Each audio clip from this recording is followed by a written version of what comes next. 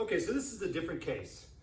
The first two cases we've looked at a boat going upriver and downriver, against the current and with the current.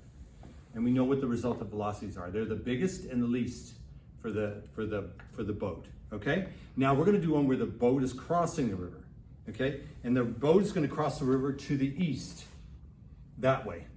The river is flowing to the north, that way. You can see it on the compass, okay? Now let's pretend for a minute that this is not a river, this is a lake. And the boat's gonna go straight across the lake. I made a mark here, and I made a mark on the other side of the lake, here, and you'll notice when I set the boat across the lake, you notice it goes across at the line, and it does move a little bit. It doesn't go in a straight line, but you can see it kind of comes across the lake straight away from one mark to the other mark, straight across the lake. Well, this time I'm gonna change that. This time instead of a lake, it's a river, and the river's moving that way, okay? So watch what happens to the boat. The boat's still gonna go on the river at this point right here, but notice where it goes on the opposite side of the river, okay?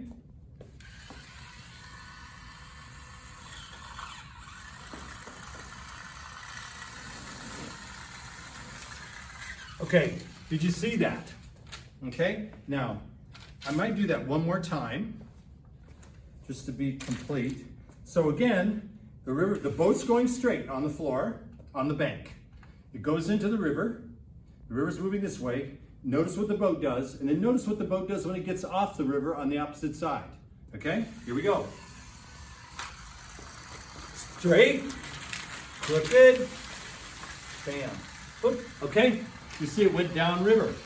So if the boat's going across the river to the east, while the river's flowing to the north, the current in the river is pulling the boat to the north.